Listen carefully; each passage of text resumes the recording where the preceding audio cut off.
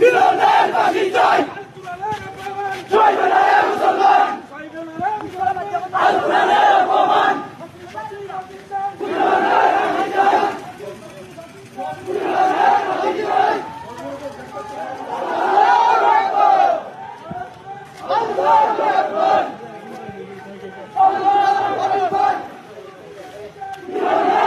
এই সে যখন কথা বলবে, কথা বলার সময় কেউ কথা বললেন না, টানা সে শেষ করার পরে এর বাইরে যদি কেউ অ্যাড করতে চান তাহলে ওই ক্ষেত্রে তখন আবার নতুন করে কিছু বলতে পারেন।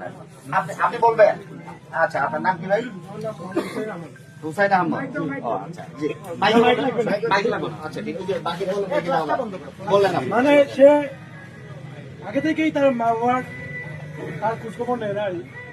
গ্রামের মধ্যে এমন একটা অবস্থা, মানে সে একটা আতঙ্ক, মানে সে টার্গেট করি এক একজনকে ইয়ে করে যে বিচার দেয়। মূলত তার পারিবারিক বিষয় নিয়ে এলাকার গণমান্য ব্যক্তি যারা আছেন তাদেরকে বিয়ে করছিল। তার বউ হয়তো গেছে কিয়া সারাসারি হয়ে গেছে, এখন তার বউ আনিয়ে দিতে পারছে। তার বাবারা কইছেন, তার বাবে কইছে আমরা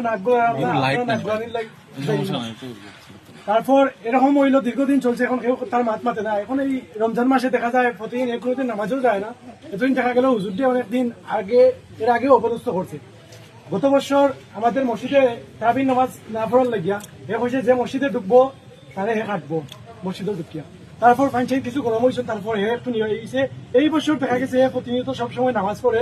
এমনকি হুজুরের সাথে যে ইফতারি আয়, যে আলাদা হুজুরের লাগি বাদ দেওয়া হয়, হুজুরে তারে নিয়া খাবাই নৌ। এবার দেখছি আমি হুজুরে দেই নৌ ফতার সময় খাওয়ার লাগি, সেরি খাওয়ার লাগি দেই এতটাই ইয়ে করেন। তারপরে আজকে দেখা গেছে আমিও আসলাম না, আমার মসজিদ আমার বাড়ি একই পাশাপাশি, তো গ্রামের কেউ ছিল না।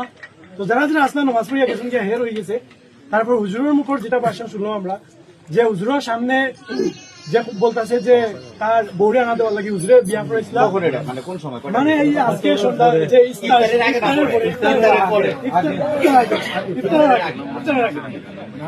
ইফতারের আগে যে হুজুরটা ভোট তার আনিয়ে দেওয়া লাগে। এখন গ্রামের ইমাম হিসেবে তো বিয়ার হুজুরটা অবশ্যই প্রয়োজন। হুজুর যেহেতু গেছলা তার বিয়া তো এই হুজুরটা চাকু বলাইছে যে আপনি যদি আমার প্রমাণ নিয়ে দিতে পারেন না তাহলে আপনি এখানে ইমামতি করার দরকার নাই, আপনি যাইন গিয়া। তারপর কোরআন শরীফ আনছে, যেহেতু মক্তব করি কারণ কোরআন শরীফ আছে, আইনা পাওয়া নিচে ফালাইছে। তাহলে আমি যে কোরআন শরীফ উঠতাম, আপনার কিটা কষ্ট লাগেন না?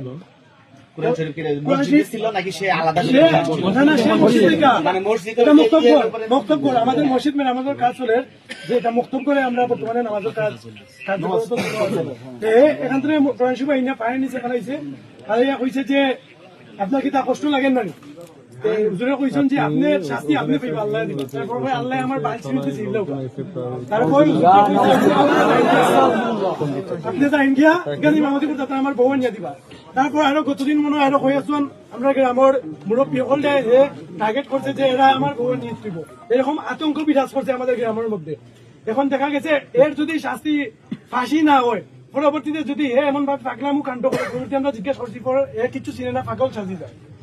এর আগেও আমরা শুনছি যে তারা তাইছে, তারা তাহার পরে পাগল সাজে, তারা পাগল মনে করিয়ে তারা ছাড়ি দেয়। এমন অবস্থায় দেখা গেছে এখন আসছে তার যদি ফাঁসি না হয়, এমন অবস্থায় ছুটিয়া গেল। এখন যে আমরা যে কর্মকাণ্ড করছে হে লুকাইয়া আঘাত করবো, এই নিরাপত্তা খেয়ে দিব। আমরা চাই একমাত্র ফাঁসি হোক। আপনারা কি তা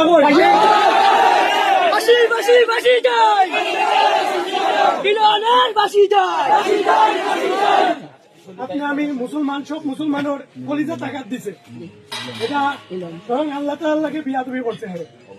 তার মৃত্যুদণ্ড ছাড়া আর কিছু আমরা চাওয়া নাই, একমাত্র তার মৃত্যুদণ্ড অতি দ্রুত তার ফাঁসি দেওয়া হোক, এটাই প্রত্যাশা রাখি আপনাদের কাছে। ধন্যবাদ।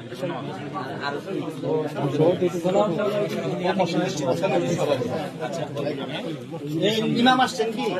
ইমামও পেশার হাই পেশার সমস্যা।